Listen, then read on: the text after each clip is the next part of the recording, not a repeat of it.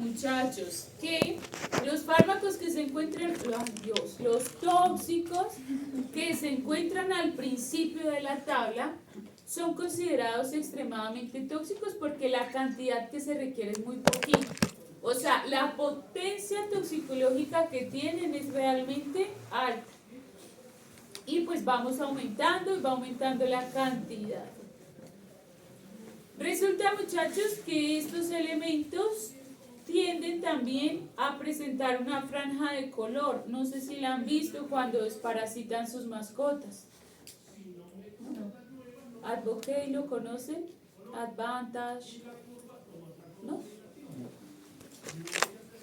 Normalmente, todos aquellos elementos que sean considerados tóxicos deben traer en su etiqueta a qué clasificación pertenece, para que la persona que los manipula pues tenga también una concepción sobre cuál es el elemento que está utilizando. Y traen una marcación por color o una identificación por color. Los extremadamente tóxicos vienen con una franja roja. Los altamente tóxicos traen una franja naranja o amarilla. Moderadamente tóxico es azul y ligeramente tóxico tiene una franja verde. Esto es algo que se ve sobre todo en los plaguicidas, que bueno, ese es el primer tema que nosotros vamos a ver de tóxicos como tal. ¿Profe, puede repetir los colores, por favor? Sí. El primero que es extremadamente tóxico es rojo. Altamente tóxico puede ser amarillo o naranja. Moderadamente tóxico verde, azul, perdón, y ligeramente tóxico verde.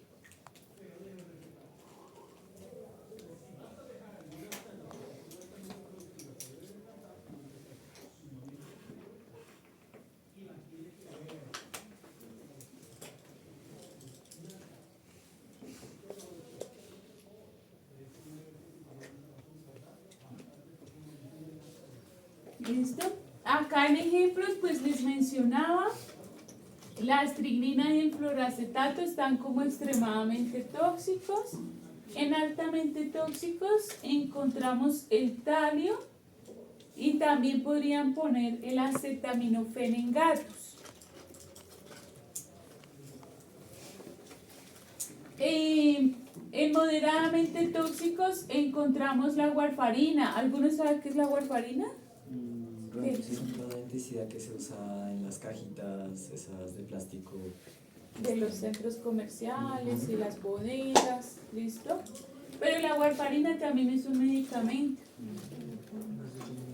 ¿Listo? Se utiliza para personas que tienden a generar trombos sanguíneos o para evitar precisamente la formación de trombos sanguíneos, algo parecido a la aspirina. Hace parte de los moderadamente tóxicos y acá también pueden poner la teobromina, que es el compuesto de chocolate que realmente genera la afectación en el paciente. Y por último, la urea. La urea como suplemento, la urea que se da por vía oral en los bovinos. Requiere pues de una cantidad un poco más grandecita o más elevada. Pero una pregunta, ¿hay alguna manera de evaluar el riesgo fisiológico del paciente? O sea, digamos, porque bueno, fue el caso, en este caso fue un caso de bueno, pero que el señor que se murió finalmente por una picadura de abeja, pues no fue algo como en ese instante, sino fue algo acumulativo. Sí, porque ya lo habían picado muchas veces, pero llegó a un punto que pues no presentó ningún cambio ni nada, sino que ya en un día de una picadura de abeja, pues se murió de tanto, de la reinsistencia por el veneno. Okay. Entonces no sé si... Pues es que el veneno de la abeja es citotóxico. Él causa daño celular, muerte celular. Solo que tenemos que poner en contexto que una abeja es muy pequeñita comparada pues con un ser humano o un animal, por ejemplo una vaca o un bovino. Pero, pues sí, por ejemplo, sobre todo en grandes animales se ven los accidentes de equinos que se meten en los panales y terminan causándoles muchas picaduras.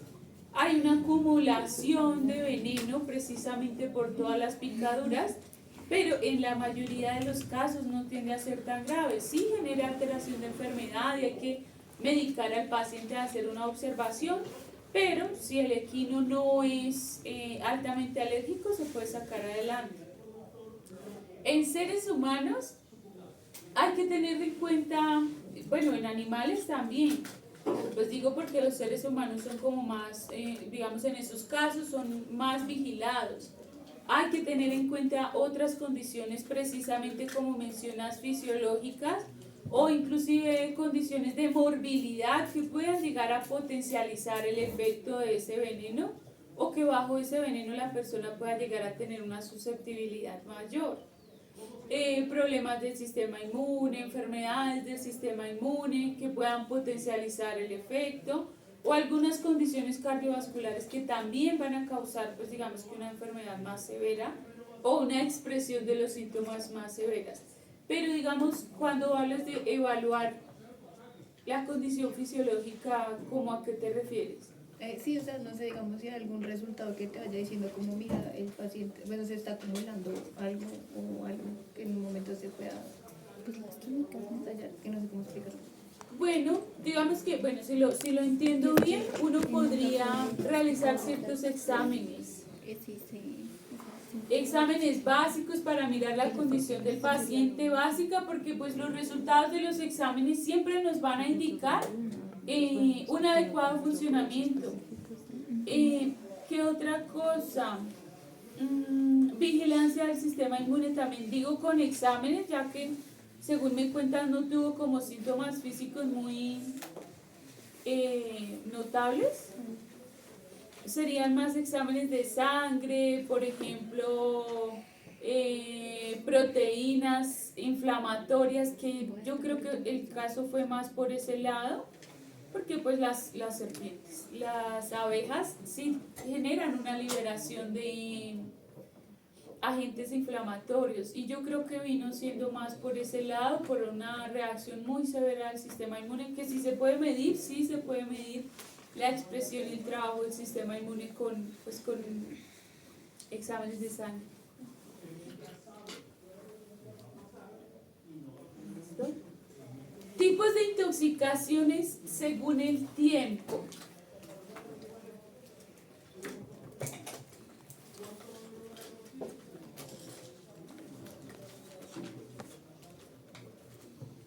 Al igual que las enfermedades, las intoxicaciones se pueden clasificar a grosso modo en agudas y crónicas, según su tiempo de aparición o expresión de síntomas. Y acá aparecen otras subdivisiones que son la subaguda y la subcrónica y pues nos aparecen los tiempos. Una intoxicación aguda es aquella intoxicación que se puede llegar a expresar en un tiempo menor a 24 horas. Si nosotros hablamos de exposición, normalmente las intoxicaciones agudas o en las intoxicaciones agudas, el paciente tuvo una sola exposición, pero a una dosis elevada de tóxico.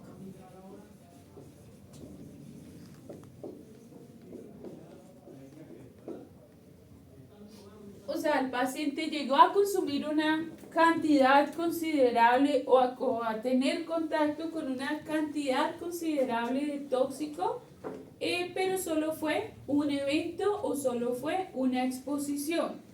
Por eso los síntomas o los signos se dan de una manera tan rápida, mientras que en una intoxicación de tipo crónica se generan repetidas exposiciones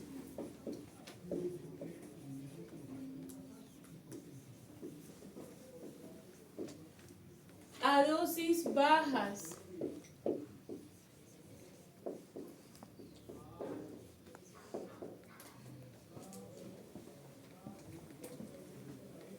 Entonces resulta que Al existir repetidas exposiciones, pero a dosis un poco más bajas o a dosis mucho más pequeñas, el daño que se va generando día a día es mínimo, o en realidad es muy leve. Pero con el paso del tiempo, ese daño se puede llegar a convertir en una alteración bastante considerable. Pero pues requiere precisamente de tiempo para llegar a expresarse o para llegar a notarse. Bueno, miren que acá nos aparecen los tiempos, menos de 24 horas, subaguda durante 30 días o menos, subcrónica de 1 a 3 meses y crónico todo aquello que tenga una expresión mayor a los 3 meses.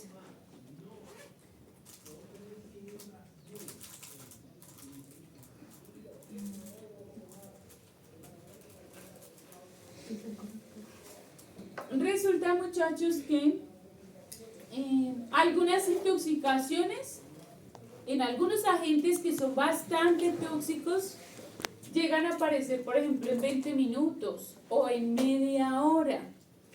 Eso hace parte pues de una intoxicación de tipo agudo, pero se le llama hiperaguda.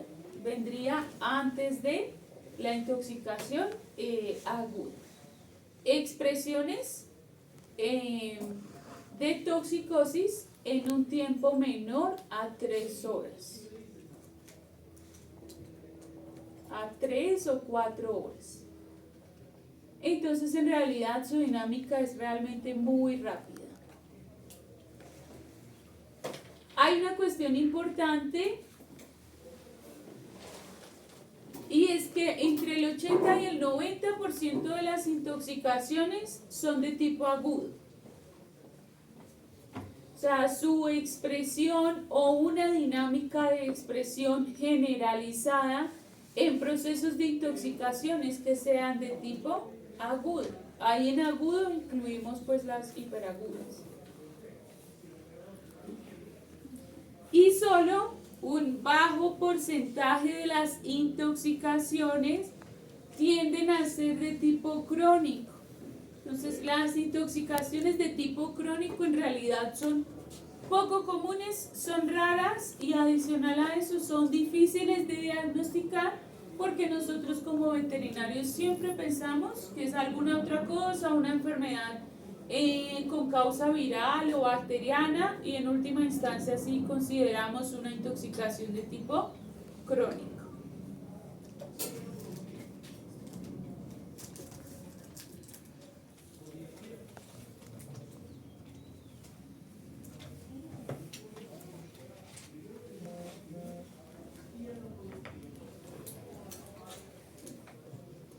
En etiología de las intoxicaciones, entonces acá traemos una comparación entre pequeños animales y lo que vendrían siendo grandes animales o animales de granja.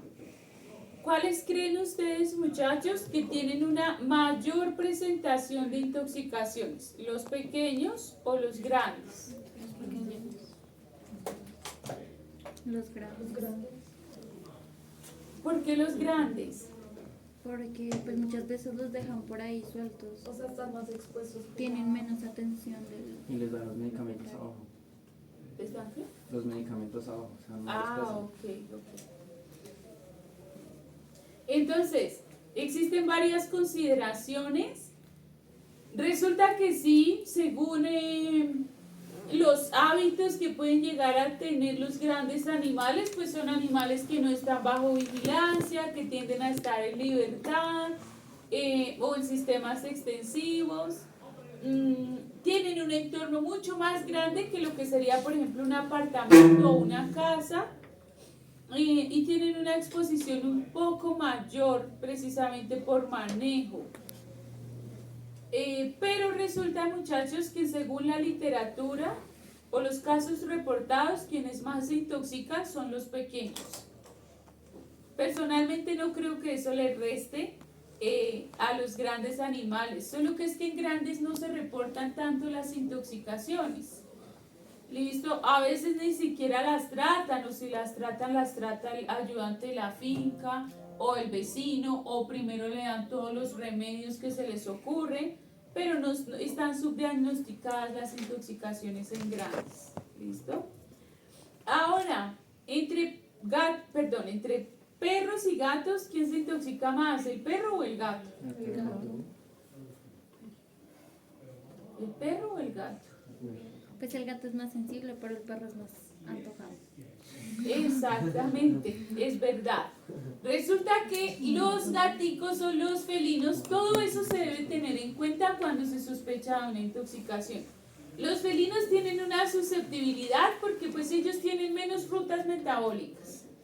Y al tener menos rutas metabólicas, pues son más susceptibles o más sensibles a intoxicaciones. El perro tiene, digamos que un hígado más potente para hacerle frente a eso, pero en los hábitos de conducta del perro, el perro es más caniquero, el perro es más garoso, adicional a que el perro sale, está expuesto al parque y pues a todas las cosas o tóxicos que se pueden encontrar en un parque. Mientras que a manera general, digo general porque no todos los gatos cumplen, pero sí la mayoría de los gatos son animales de tipo casero. No falta el que va y se da sus vueltas nocturnas y son animales que están más expuestos. ¿Listo? Pero entre todos resulta ser el perro el animal que más presenta intoxicaciones actualmente, según la literatura con la que contamos, ¿no? Según los reportes que se hacen. ¿Y cuáles son los principales agentes tóxicos con los que ellos se intoxican? Entonces, en pequeños animales, los raticidas, o los también llamados rodenticidas. Y resulta que pues tienden a ser elementos que se utilizan en las casas, como lo mencionaba el compañero, son elementos que se ponen en centros comerciales, en bodegas, en conjuntos. Existen también esas cajitas. Se supone que no deben tener un acceso fácil precisamente para que ellos no se intoxiquen, pero pues el contacto es alto. La segunda causa de intoxicación en pequeños es la toxicología alimentaria. Y pues dentro de todos los alimentos el que más resalta es el chocolate. Pero pues ahí también tenemos la cebolla, el ajo, la uyama, los frutos secos, el aguacate, el maíz pira.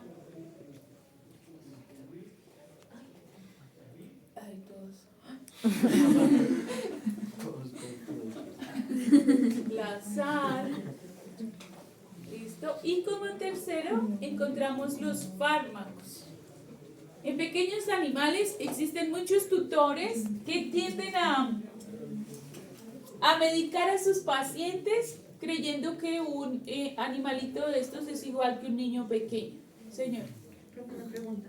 Con el caso específico de la cebolla, digamos, alguien que le dé arroz al perro todos los días. Obviamente la cantidad de cebolla no es mucha, pero sí se da, digamos, todos los días, que se le dé 2 veces al día. Y, bueno, depende mucho de las cantidades. Y es que resulta que existen personas que hacen o les encanta la cebolla y dan una buena cantidad de cebolla.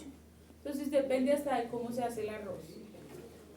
¿Listo? Pero sí, de forma acumulativa, si el animal consume arroz todos los días, supongamos que todos los días le dan arroz con papa y carnes, pues sí se va generando un proceso acumulativo y puede llegar a un punto donde el paciente empieza a presentar los síntomas 15, 20 días después, un mes después.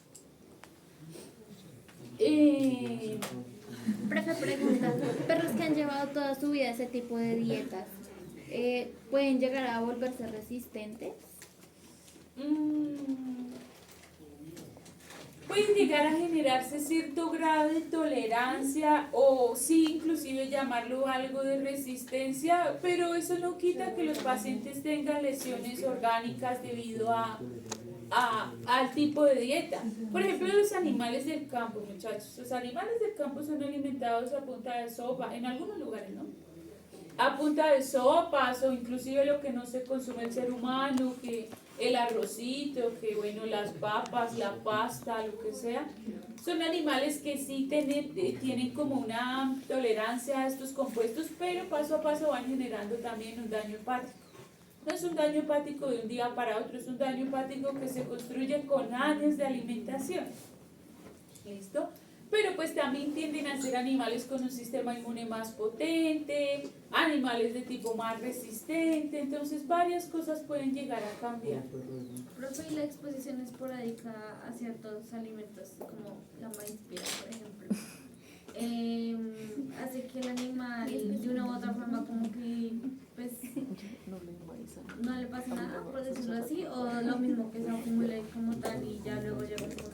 No, porque pues si es una exposición esporádica, lo que genera en el momento en el cual el animal lo consume puede llegar a ser una congestión hepática o una congestión renal. Pero pues si no existe una exposición regular, seguramente el animal tiene su episodio y vuelve y se normaliza o se regula. Si son esporádicas, ¿no? Porque pues digamos que sean cada 8 días, domingo de película con el perro. Pues cada 8 días el paciente tiene una afectación o una lesión que de manera inicial pues va a ser celular mínima, pero pues acumulativamente puede llegar a traer afectaciones. Y resulta que en grandes animales o animales de granja, pues también por sus hábitos de consumo y de manejo, la principal causa de intoxicación son las plantas. Profe, digamos las cabras que comen de todo. O sea, se comen todo, hasta una hoja de papel de cuaderno. Tienen, digamos que la parte, la condición de Se comen hasta la corte. de rumiantes los hace también un poco más tolerantes, pero existen compuestos tóxicos de las plantas que les van a hacer daño. Hay una cuestión importante, los animales saben, los animales tienen conciencia de cuáles son las plantas que les generan daño o afectación. Ellos no se van tragando una planta tóxica porque sí, deben existir ciertas circunstancias de hambre, sed, condiciones de manejo que los obligan a no dejarse morir y consumir las plantas. Profe, si es verdad que todo el caballo es un animal como más selectivo para, pues de granja, para consumir pasto y eso. Sí, sí, es igual que yo siempre relaciono mucho el caballo con los gatos. Entonces los gatos son en pequeños porque los caballos son en grandes animales. Y están las micotoxinas. ¿Saben qué son las micotoxinas, muchachos? Productos metabólicos producidos por los hongos.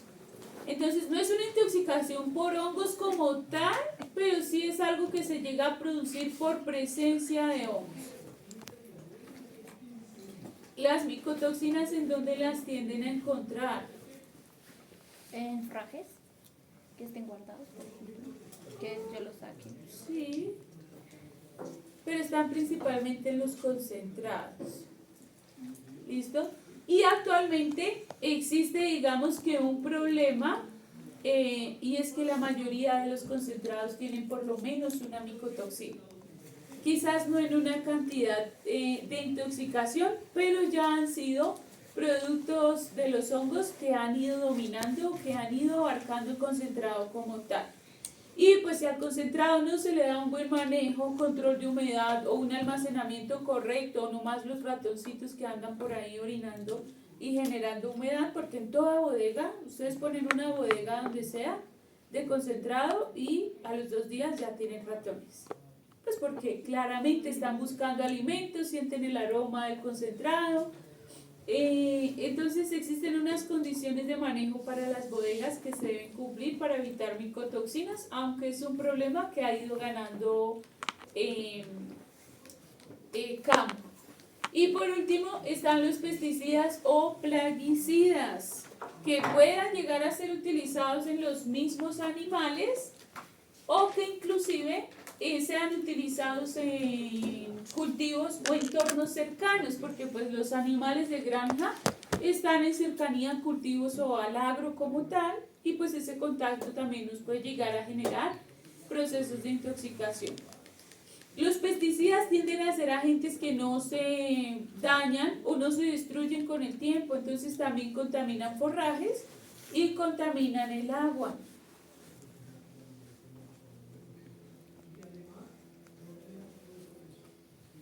Y en diagnóstico,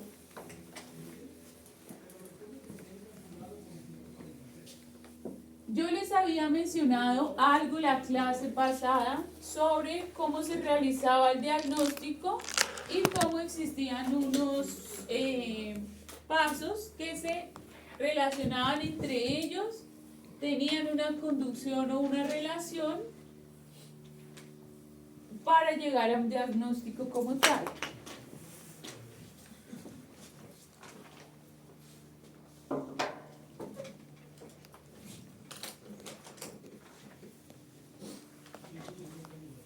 Entonces, nos aparece lo que es la anamnesis, el examen físico o clínico, las pruebas de laboratorio y por último nos aparece la necropsia. Les pregunto, muchachos, ¿la necropsia es diagnóstica? Es como la confirmación.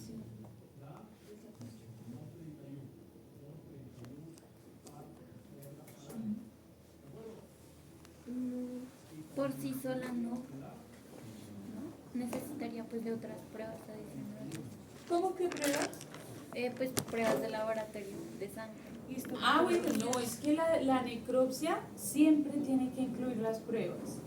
O sea, la necropsia, más allá de una inspección física del animal y de las lesiones que se encuentren en el cuerpo, tiene que llevar unas pruebas. ¿Listo? Entonces, ahora, sabiendo pues que tiene un componente de laboratorio, ¿la necropsia es diagnóstica? O sea, si yo hago la necropsia sin conocer pues la anamnesis y todo eso. Es que resulta que para enviar un animal a necropsia tiene que existir una historia clínica completa. Sin historia clínica no te reciben el paciente. Bueno, el cadáver.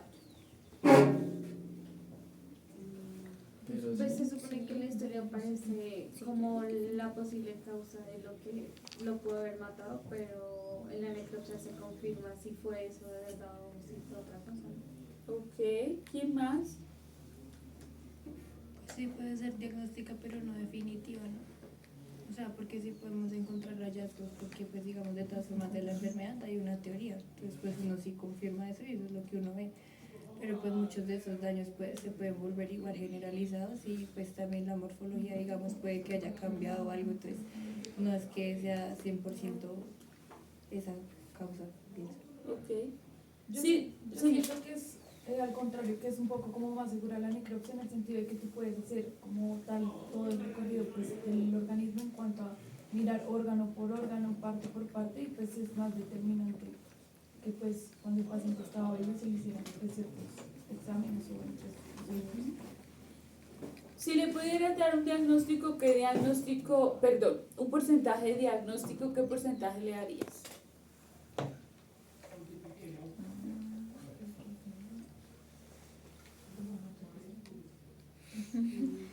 pues no creo que sea tanto como el 100%, pero sí creo que puede tener uno de los mayores porcentajes en cuanto a diagnóstico.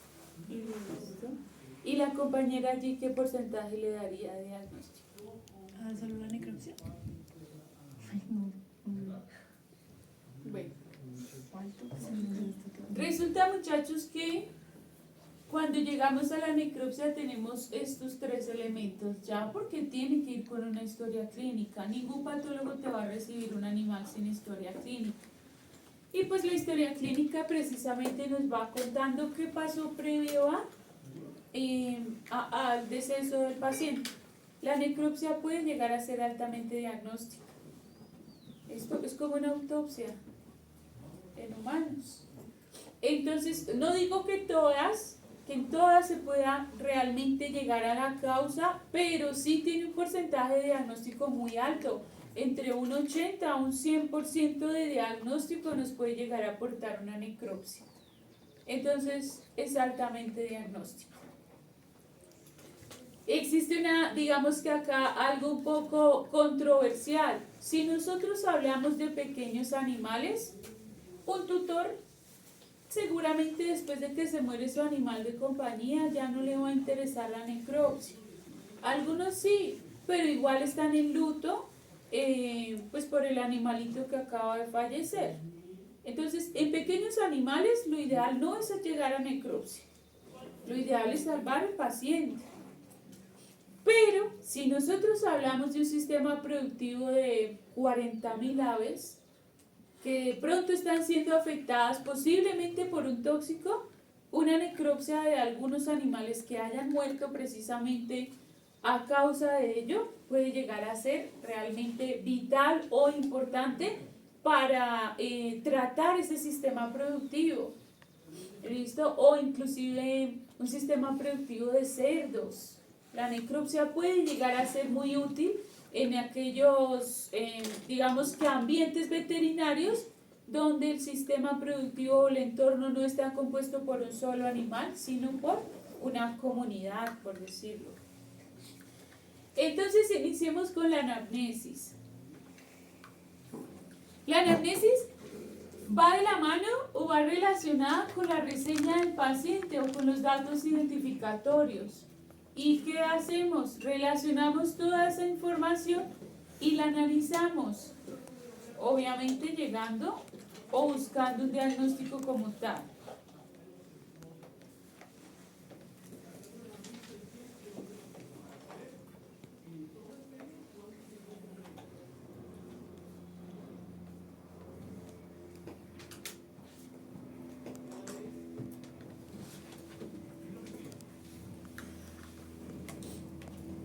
Resulta que en anamnesis hay unas pruebas de rutina que uno siempre le hace al tutor o al productor sobre los animales y después vacunas, plan sanitario, hace cuánto, en qué fechas, enfermedades previas, el manejo que se le da a los pacientes.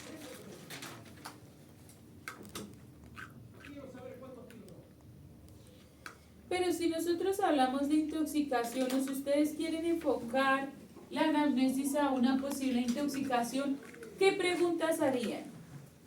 ¿Sale de casa? ¿Cómo? Si sale de la casa. Si sale de la casa. ¿Dónde almacenan Bueno, los alimentos? sí, ¿dónde almacenan los alimentos? ¿Qué alimento consumen? Viven en campo. Si viven en campo. Si son animales de producción, de pronto, cuando fue la última vez que comimos? Fumigaciones, entonces uno ya empieza a pensar ahí en los posibles agentes tóxicos. Se han realizado fumigaciones recientes, cultivos fumigados recientemente o en cercanía, medicamentos que se hayan administrado al paciente por voluntad propia o por receta, el animal consumió o usted pudo visualizar el consumo de algún elemento extraño, alimento u objeto. ¿Listo? Las preguntas van enfocadas precisamente a descartar los tóxicos de los cuales podemos llegar a sospechar o los tóxicos con los que el animal tenga quizás más cercanía. Por ejemplo, en un perro. Preguntas como cuando lo saca al parque, lo lleva con correa, lo suelta. Muchos animales de los que sueltan en el parque van, empiezan por allá, buscan, consumen muchas cosas que se pueden encontrar en el suelo y el propietario puede que no visualice o no tenga, digamos que conciencia sobre ese tipo de accidentes o consumos. Cosas de ese tipo. Por ejemplo, con gatos. Gatos de apartamento, uno siempre tiene que preguntar si tiene plantas. Los gatos tienden a masticar las plantas. ¿Qué plantas tiene en su casa? El gato las mastica, al gato le gusta, cosas así, tratando precisamente de descartar las intoxicaciones. ¿Cuánto se demora la anamnesis? La anamnesis se demora lo que ustedes consideren prudente y según qué tanta información quieren ustedes precisamente acumular. Lo que sí es claro es que precisamente esa anamnesis debe tener una finalidad. Ustedes deben llegar a obtener la información por la cual, digamos, están interesados. No es como preguntar por preguntar, sino recoger y analizar. En el examen físico o en el examen clínico, ¿cuánto se demoran haciendo un examen clínico, muchachos?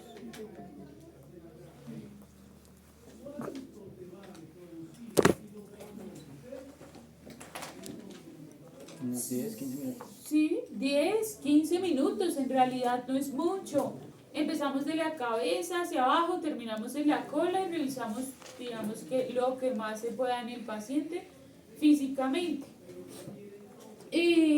Resulta que las intoxicaciones tienden a presentar una sintomatología, una signología un poco característica. Los sistemas que más se afectan son el sistema nervioso y el sistema digestivo. Entonces podemos notar ciertos síntomas en esos dos sistemas que nos pueden indicar o pueden encaminar nuestro diagnóstico a una intoxicación. Vómito, diarrea, puede ser vómito con sangre, diarrea con sangre, dolor abdominal y cialorrea. En trastornos neurológicos encontramos convulsiones, ataxia, encontramos midriasis, nistagmos y tremores. Y inclusive podemos llegar a encontrar ictericia en algunos pacientes.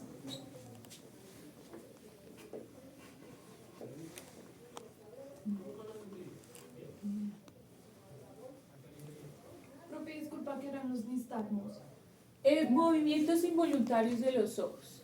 Entonces se mueven hacia los laterales o de arriba hacia abajo. Pero son movimientos rápidos O sea, pero es constante. y O son- constantes, sostenidos. Como si el paciente estuviese delirando.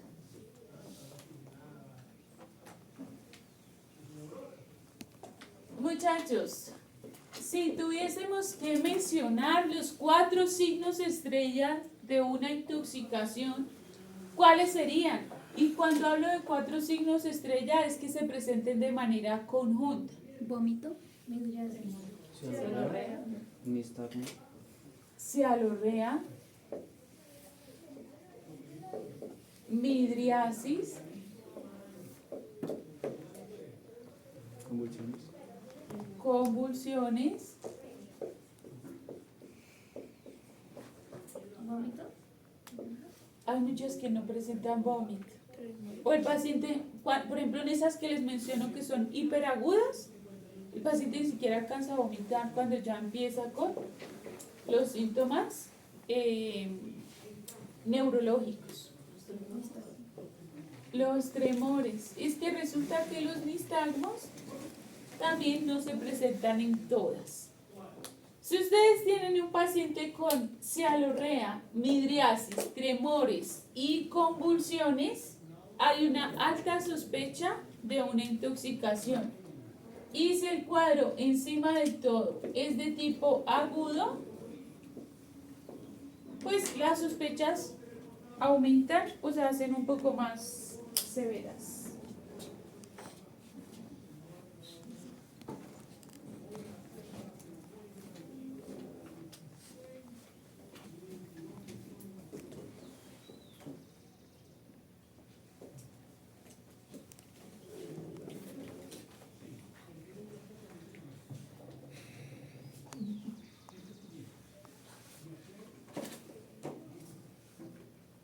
Igual, muchachos, son síntomas característicos. Tienden a ser muy puntuales de procesos de intoxicación, pero pues recuerden que en medicina no hay nada escrito y digamos que en cada paciente se pueden llegar a presentar de manera diferente.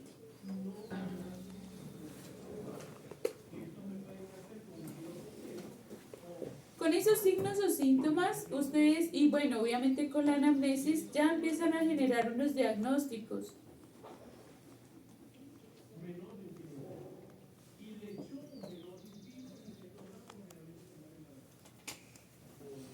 Y con esos diagnósticos pues aparecen las pruebas.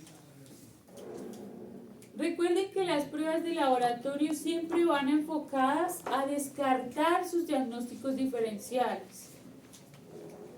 Los diagnósticos diferenciales se dan en orden, del más probable al menos probable, y las pruebas se tienen que realizar en el mismo orden, de lo más probable a lo menos probable. Si ustedes tienen un paciente que sospechan de giardia, de parvo y de moquillo, pero su sospecha más alta es giardia, pues tendrán que hacer una prueba para descartar giardia de manera inicial, y si no, pues continúan con las siguientes. Siempre les digo, las pruebas que les salgan negativas no son pruebas perdidas, porque son pruebas que ya nos descartan un diagnóstico. Pues uno no esperaría que salieran negativas, pero pues eso sí tiende a suceder bastante. Pues ya descartamos como tal y seguimos al siguiente diagnóstico. Hay unas pruebas de laboratorio básicas que ustedes siempre, o en la mayoría de los casos, se solicitan a los pacientes como primera instancia. Es el cuadro hemático, las químicas sanguíneas para la parte renal y para la parte hepática, y el ureanálisis. Eso es lo básico, ¿cierto? Normalmente si ustedes se van a hacer exámenes de rutina, es lo que les piden como mínimo. Lo mismo tendríamos que hacer en los animales. Y después de eso ya van a empezar a aparecer unas pruebas un poco más específicas de acuerdo a lo que estamos sospechando. Nos puede aparecer ecografía, radiografía, pruebas de sangre más puntuales, PCRs, serologías específicas, ¿vale? Y por último, y de manera un poco alejada de eso, nos aparecen pruebas toxicológicas específicas. Estas pruebas toxicológicas son aquellas en las cuales nosotros estamos buscando un agente tóxico puntual.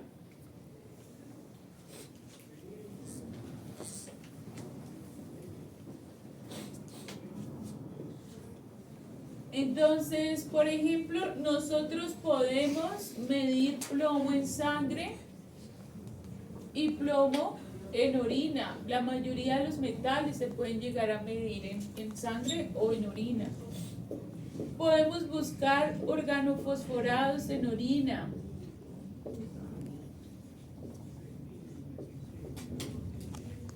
Profe, ¿qué le tengo que decir al laboratorio para que me dé los niveles de plomo en sangre? No tienes que poner niveles de plomo. Bueno, esa es una cuestión importante. Por ejemplo, acá yo les menciono que el plomo se mide en sangre y el plomo se mide en orina. Acá nosotros mandamos pedir un cuadro hemático y un ureanálisis, pero eso es lo básico. Ellos no te van a medir, o por ejemplo en un cuadro hemático básico no te va a salir como los niveles de plomo son tantos. Lo mismo en orina. El ureanálisis o el parcial de orina convencional es aquel que tiene 11 o 14 parámetros y ya de sus condiciones físico-químicas. Pero si ustedes quieren una prueba específica o una medición específica, pues se tienen que solicitar. Cannabis también se mide en orina. Y existe una prueba que se llama cromatografía. Y es un tipo de laboratorio que se puede utilizar para identificar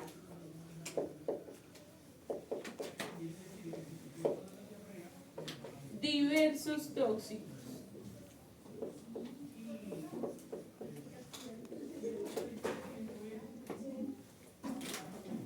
Se puede hacer en orina, se puede hacer en sangre, se puede hacer inclusive en alimentos.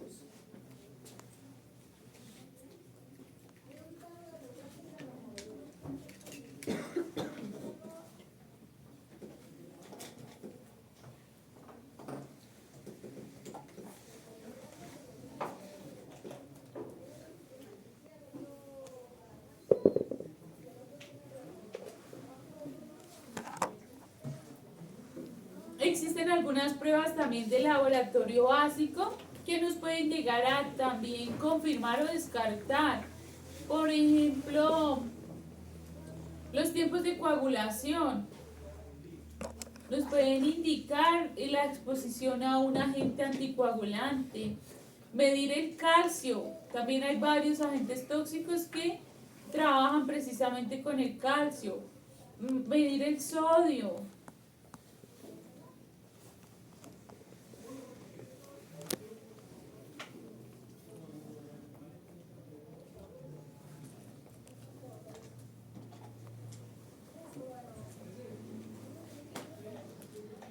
Y pasamos a la necropsia.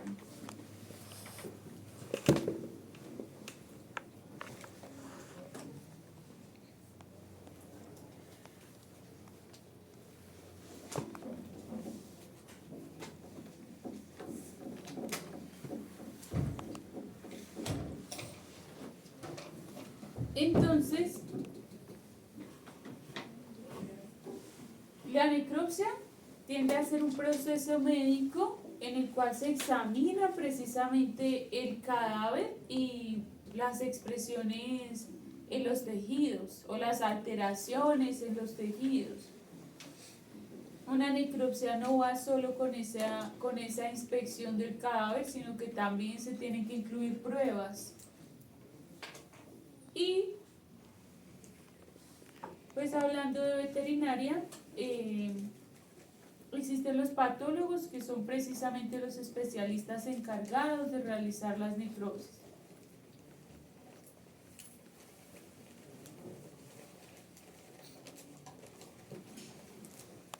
Existen algunos hallazgos post-mortem que nosotros podemos también relacionar con procesos de intoxicación. Como primer hallazgo nos aparece la coloración de la sangre. Digamos que cambios en su coloración nos pueden arrojar información.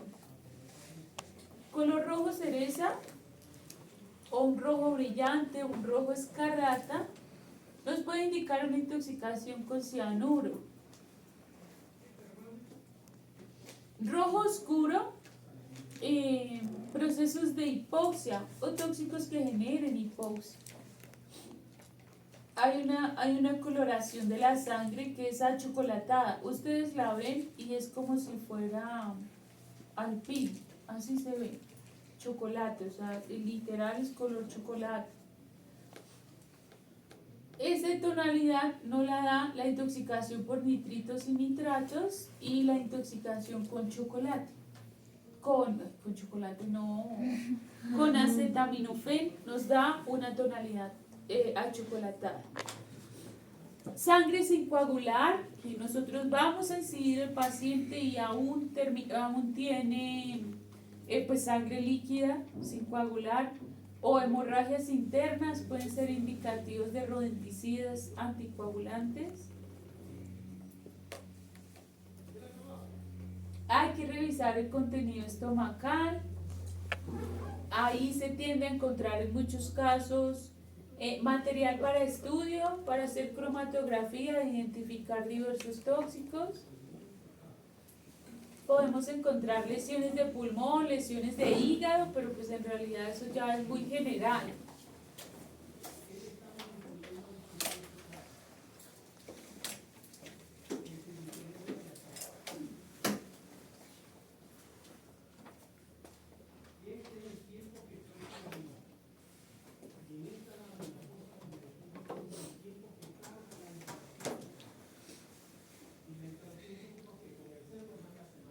¿Listo? Profe, disculpa, el que dijiste era color cereza, ¿era para cuál? Cianuro. Y por ejemplo, los frutos secos tienen cianuro, compuestos cianogénicos. Hay otro que se me va en este momento. Las semillas de las frutas también tienen cianuro.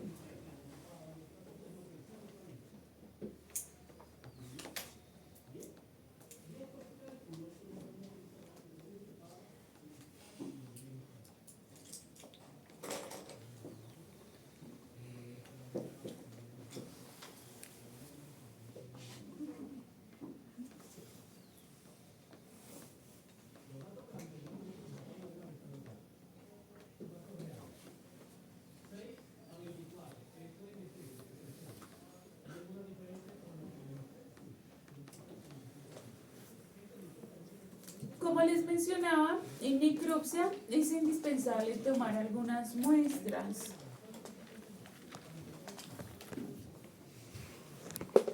Pero resulta que, como hablamos o sospechamos de intoxicación, estas muestras deben ser tratadas un poco diferente o el manejo que se les debe dar debe ser un poquito diferente para no perder el tóxico en las muestras o en el tejido.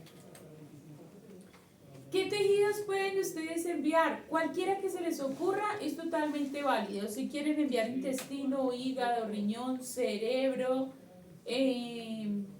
pulmones, estómago, bueno, lo que quieran enviar puede ser objeto de estudio. Otra vez voy a lo mismo, pues debe tener una finalidad, un enfoque y no es como enviar una fracción de cada uno de los tejidos del animal. La recomendación es enviarlas congeladas en toxicología. Resulta que el congelamiento puede llegar a dañar los tejidos. Entonces, si hablamos de otro tipo de contexto, la congelación no es el mecanismo más adecuado, pero pues en toxicología es el que se indica. O refrigeradas si están en cercanía al laboratorio. Nosotros pues que nos encontramos en Bogotá, si estamos en cercanía al laboratorio.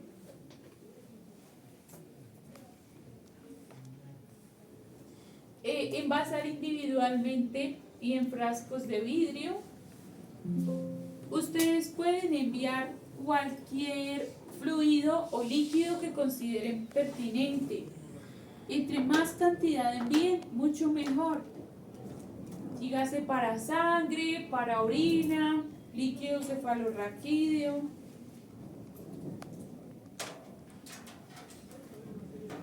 Pero pues tienen que ser cantidades un poco más abundantes.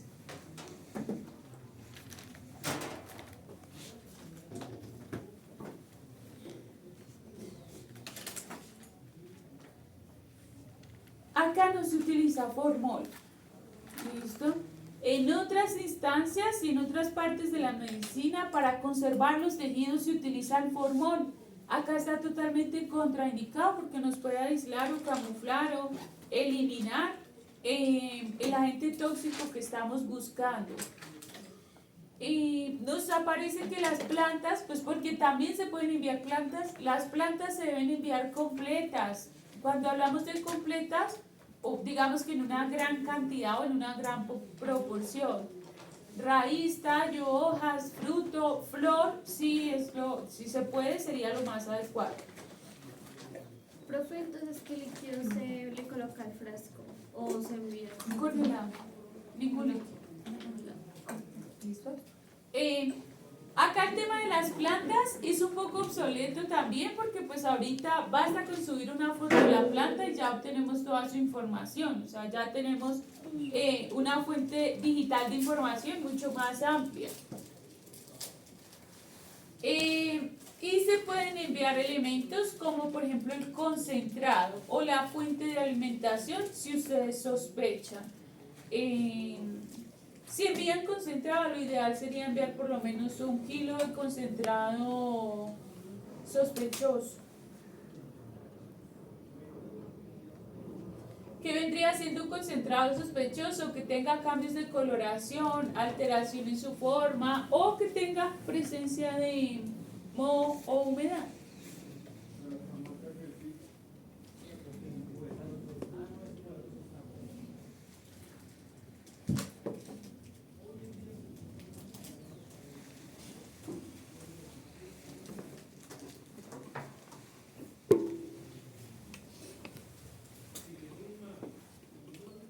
Listo, muchachos. Esos son los 4 pasos.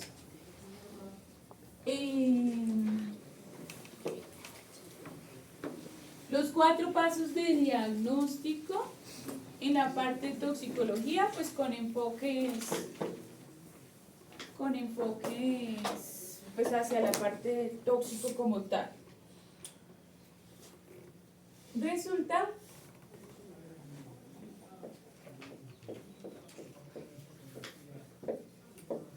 que vamos a hablar de un tema que se llama toxicocinética.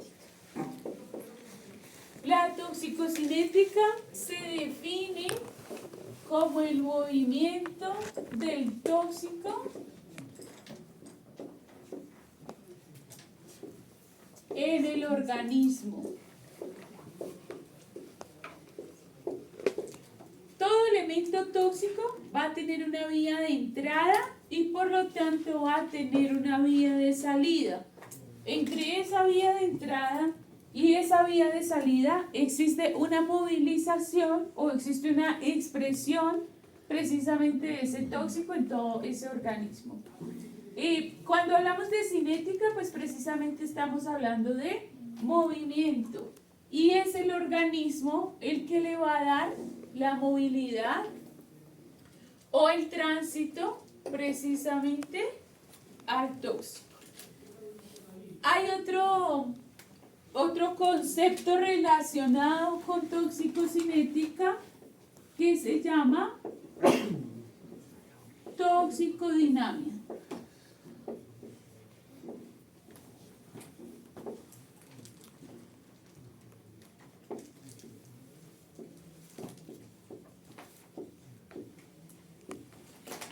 Y la toxicodinamia es el mecanismo de acción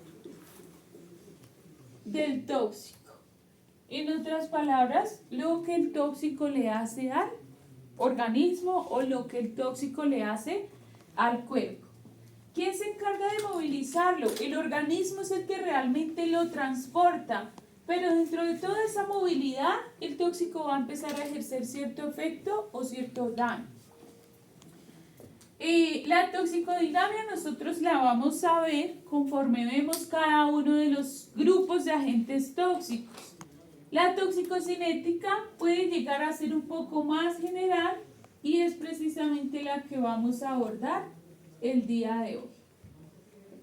La toxicocinética tiene varias fases y esto es muy similar a la parte de farmacología. La primera fase, ¿se acuerdan que en farmacología eran 4? ADME. Listo. Absorción. Distribución. Metabolismo. O también llamada biotransformación.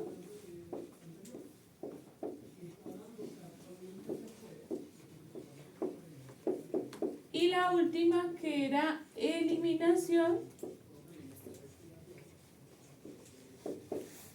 o excreción.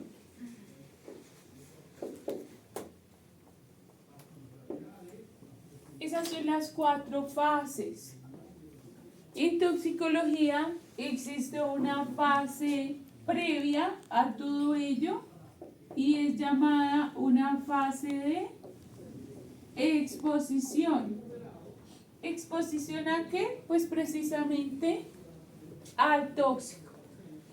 Cada una de estas fases, obviamente acá las tenemos en orden, pero pues con el paso del tiempo se van a ir expresando en diferentes porcentajes. Si nosotros hablamos de la hora cero, la fase que más expresión va a tener va a ser la de exposición o de la vía de entrada. Pero si nosotros hablamos que el animal se intoxicó hace 3 horas, la fase de exposición ya pasó al pasado y vamos a tener un tóxico principalmente en absorción y distribución y un pequeño porcentaje seguramente ya está entrando a metabolismo y posterior eliminación.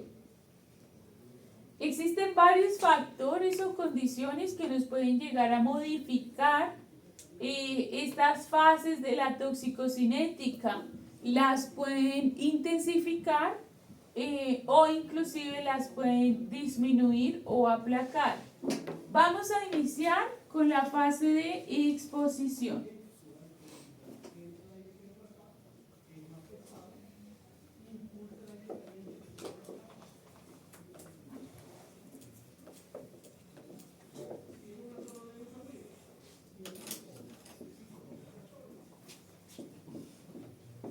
La fase de exposición es el primer contacto del cuerpo con el tóxico y esto está relacionado con las vías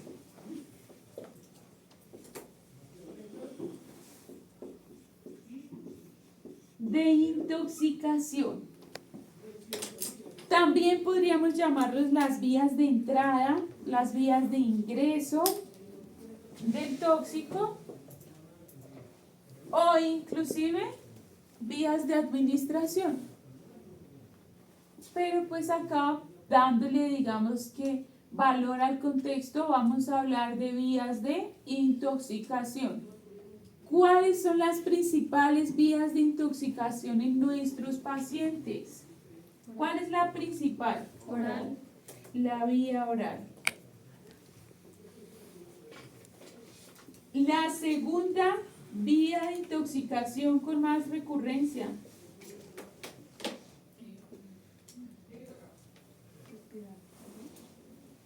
Esa es la tercera. Intravenosa. Esa es la cuarta.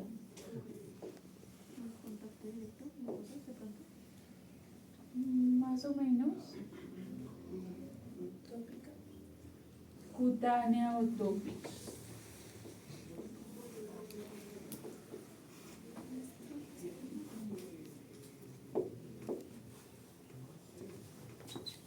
Entonces, tenemos como principal vía la vía oral. La segunda, de mayor importancia o relevancia en el contexto, es la vía cutánea o la vía tópica. La tercera, vía respiratoria o vía inhalada. Y como último grupo de vías, vamos a tener las vías parenterales.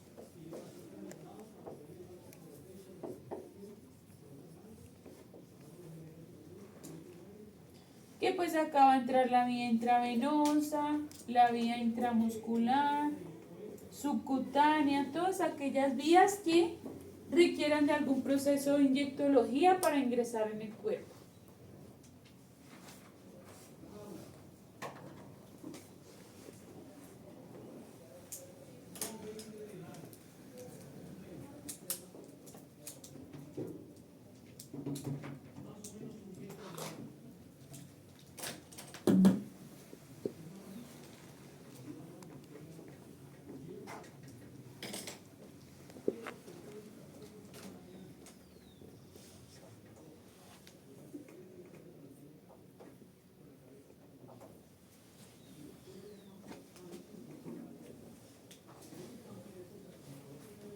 La siguiente, la absorción.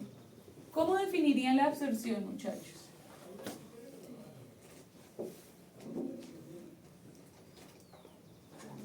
El paso del tóxico a la circulación.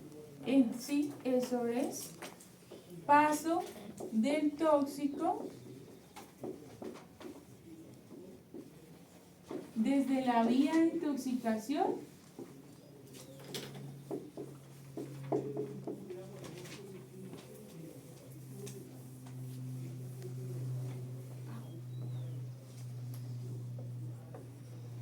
hasta llegar al torrente sanguíneo o hasta llegar precisamente a la circulación.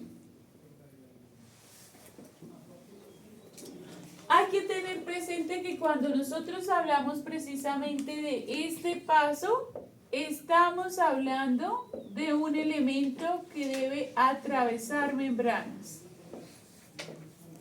En el caso, por ejemplo, de la vía parenteral intravenosa, pues o sea, nosotros mismos somos quienes atravesamos esa vía. Sí, o sea, ¿se da el paso de absorción o es como que se salta distribución? No, porque no, digamos que si nosotros administramos un fármaco en exceso, porque los veterinarios también intoxican animales por sobredosificación, estaríamos administrando el fármaco o en ese caso el tóxico directamente a la absorción. ¿Qué porcentaje de absorción tendría? ¿Qué llegada tendría hasta el torrente sanguíneo? Del 100%. ¿Listo? Y después de esa absorción, ¿cómo decirlo? manipulada, pues sí empieza a pasar el tóxico al tema de la distribución.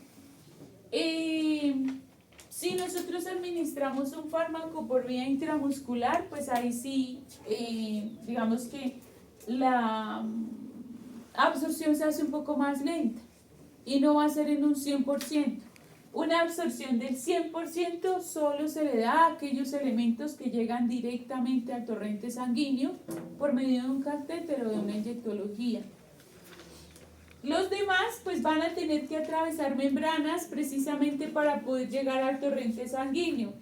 Y en el hecho de atravesar membranas puede llegar a disminuir un poco su porcentaje de absorción. Pero pues un poco es un 95%, a veces un 80%. En realidad la absorción se da en gran medida. El porcentaje de absorción también puede llegar a depender, como les venía mencionando, de la vía. ¿Cuál vía tiene mayor porcentaje de absorción? La vía intravenosa, dentro de las parenterales. Y si nosotros hablamos de la vía oral comparada con la vía cutánea, ¿cuál tiene mayor porcentaje de absorción? La cutánea. La oral. ¿Listo? Y también tiene una absorción más rápida. ¿Listo? Resulta que lo que viene siendo el estómago y la mucosa del estómago tiene una irrigación bastante considerable, y las barreras que se tienen que atravesar no son tantas. Mientras que si hablamos de la vía cutánea, atravesar la piel, las capas de la piel, tejido subcutáneo, el músculo, y después si llegar al torrente sanguíneo hace que el recorrido sea más largo y pueda llegar a ser un poco más tedioso. No estoy diciendo que un animal no se intoxique por vía cutánea, porque sí lo hace, y si el tóxico es bastante potente, el cuadro puede ser severo. Solo que según la toxicocinética va a tardar o va a llevar un poco más de tiempo en atravesar membranas. Listo. La distribución. Resulta que la distribución se define como el paso del tóxico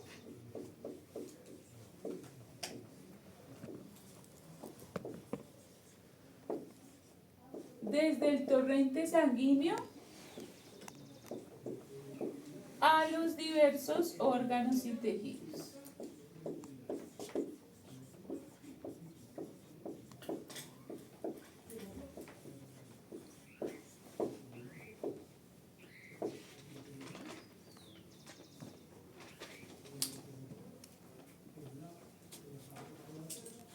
Si nos vamos dando cuenta, pues todo es precisamente un recorrido, una movilización, paso del tóxico. Acá pues ya vamos desde el torrente sanguíneo o el sistema circulatorio precisamente a los órganos y tejidos. ¿Cuál es un factor bastante importante acá, muchachos? Aquellos órganos y tejidos que tengan una mayor irrigación van a tener una mayor distribución. Entonces, a más irrigación, esto es igual a más distribución.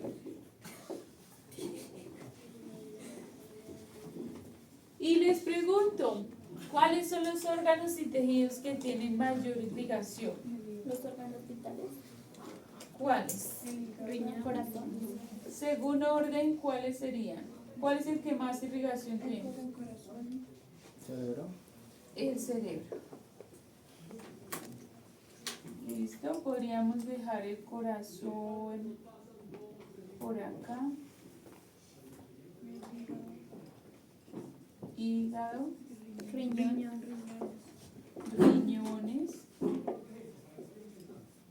Inclusive yo creería que riñones va antes que hígado. ¿Qué otro? Es que él es más que todo reservorio. es el segundo cerebro? ¿El estómago? El estómago. Pensando con la barriga, ¿no? No, mentiras, pero estamos por ahí cerca. El intestino. En realidad sí vamos por ahí. El intestino tiene una gran cantidad de irrigación, entonces se pone como el segundo órgano con más irrigación. Ah, y pulmones. Me faltan acá también pulmones. ¿A qué voy con este listado, muchachos? Quiere decir que precisamente por irrigación estos son los órganos que más van a recibir tóxicos. Y recuerden la clasificación según afectación o según órganos que afectan. Estaba el hígado, estaban los riñones y estaba precisamente el cerebro. Fíjense cómo, pues todos estos son los órganos que se ven afectados por agentes de tipo tóxico. En la parte del intestino, realmente resulta que al ser la vía oral, la vía más importante o más determinante, el tracto gastrointestinal también sufre mucho las intoxicaciones. Por eso ustedes me hablaban de vómito, mencionaban diarrea, y sí, es totalmente válido. Solo que dentro de todos los sistemas, resulta que el sistema gastrointestinal es aquel que nos puede dar un poquito más de tiempo. ¿Listo? Es un poco más resistente. El sistema nervioso y de pronto el sistema renal tienden a ser más delicados y requieren una atención más oportuna, pero el intestino y el tracto gastrointestinal también se ven ampliamente afectados. Hagamos acá al ladito el metabolismo.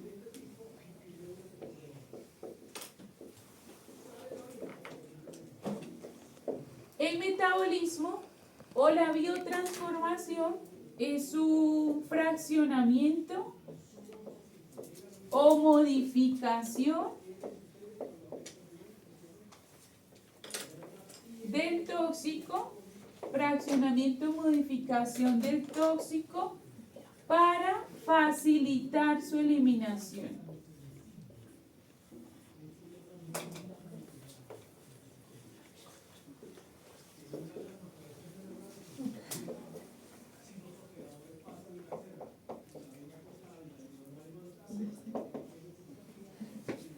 ¿Cuál es el órgano que principalmente hace metabolismo? El hígado.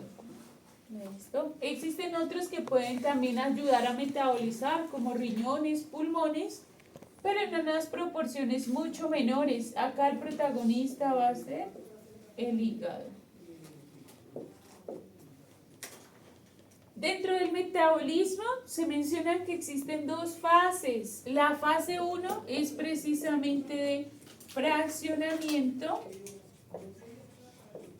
y la fase 2 es una fase de conjugación. ¿En qué consisten estas dos fases, muchachos? Y son fases, precisamente acá es donde se expresan las rutas metabólicas de las que les hablo. Acá hay una expresión de proteínas degradadoras y que, por ejemplo, el gato carece de algunas de ellas. La fase de fraccionamiento es hacer al tóxico más pequeñito. Si tenemos una molécula más pequeña, se va a facilitar que atraviese membranas. Entonces, fraccionamiento o disminución de tamaño. Y la fase 2 es una fase de conjugación. ¿Conjugación a qué? A ciertas también proteínas para darle al tóxico la característica de hidrosolubilidad. Una pregunta. ¿Hay Señor. alguna manera de que los tóxicos también ingresen a ese ciclo enterohepático como algunos fármacos y se queden mucho más tiempo en el circuito? ¿Cómo así? Es que hay fármacos que entran al ciclo enterohepático y duran más tiempo en el organismo. Pero no sé si hay Sí. alguna manera que los tóxicos también se Sí, queden. es igual. Por ejemplo, La cannabis sativa tiene circulación enterohepática. Entonces el hígado la saca, y la saca por bilis, y precisamente en el intestino se puede nuevamente reabsorber y por eso tiene efectos tan prolongados o tan consistentes. Entonces fíjense, muchachos, que el metabolismo realmente lo que nos busca o lo que trata de generar en el tóxico es darle o brindarle ciertas condiciones para que él se elimine rápido. Si tenemos una molécula pequeña, es una molécula que atraviesa membranas de manera sencilla. Y si tenemos una molécula hidrosoluble, resulta que cuando hablamos de fármacos y tóxicos, no sé si se acuerdan, todo lo que sea hidrosoluble es más fácil de evacuar. Y cuando queremos, por ejemplo, que un fármaco dure en el organismo, tiene que ser más de tipo liposoluble, porque si es hidrosoluble sale rápido.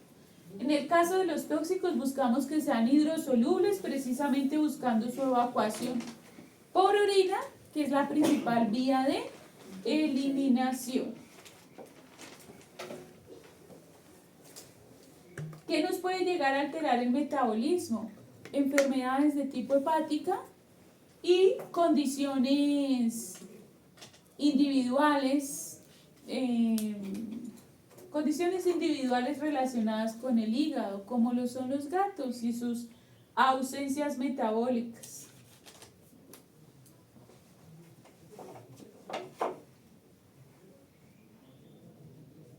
Y por último,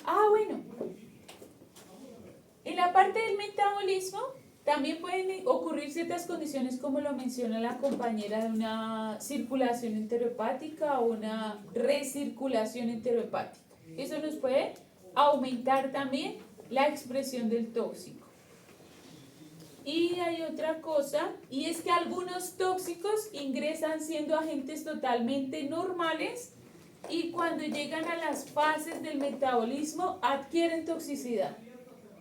¿Listo? Cuando se fraccionan, se vuelven tóxicas o terminan desarrollando o dando como resultado algunos metabolitos tóxicos. O sea, no son tóxicos sino hasta que llegan al metabolismo. El ejemplo ahí es el acetaminofén. Él se convierte en un agente tóxico cuando llega a la fase 1 o a la fase de fraccionamiento. Y por último, nos queda la eliminación o la excreción, que no es más que la vía de salida del tóxico. Y la eliminación o la excreción de manera principal la tiende a hacer el riñón a través de la orina. Pero también la puede hacer el hígado a través de la bilis.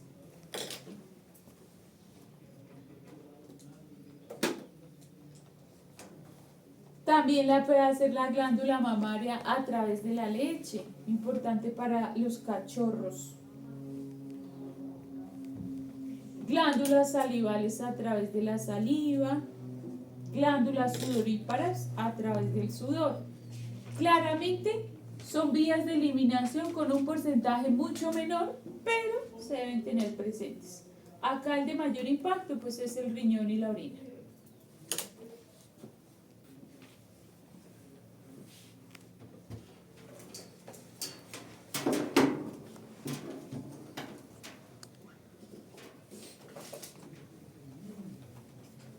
Les pregunto, ¿en cuál de esas 5 fases el tóxico ejerce su acción lesiva?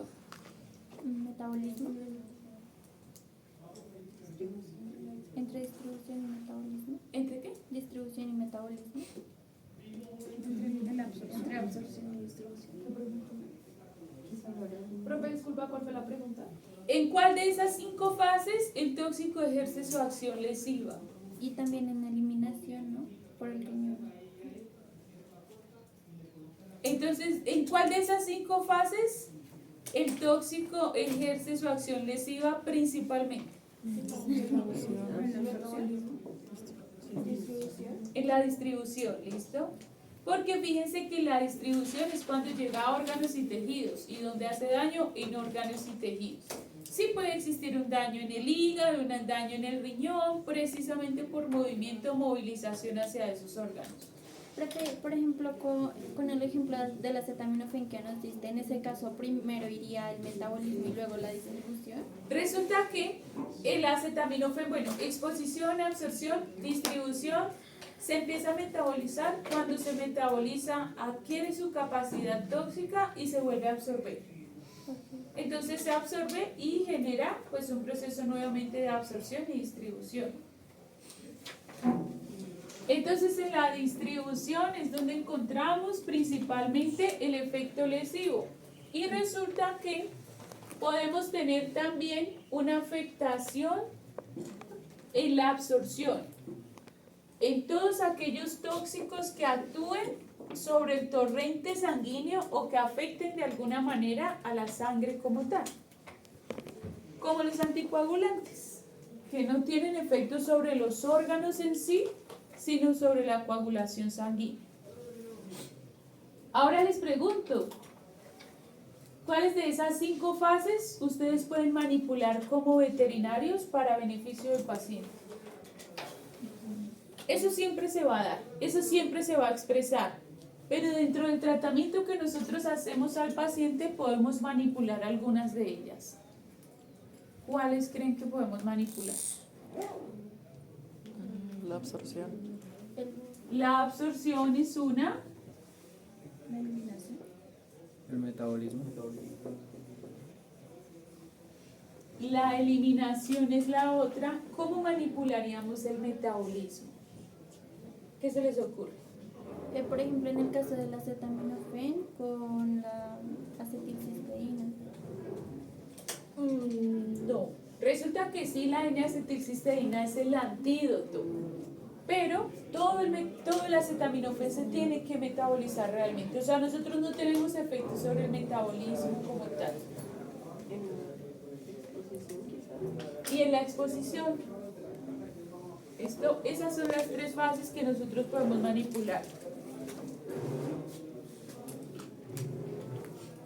Y eso es precisamente lo que vamos a ver la próxima clase, cómo manipular esas fases.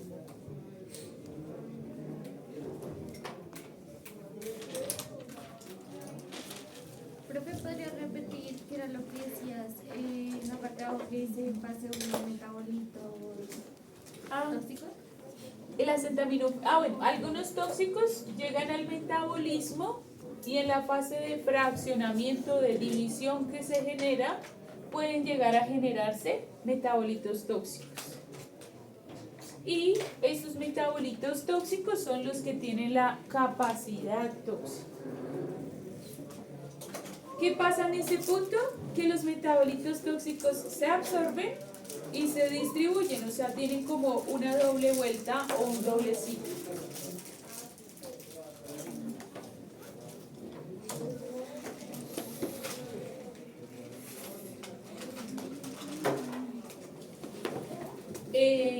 Buitrago, Buitrago, No está. pero sí está en el curso. Sí. Campos Sebastián, Casas Joana,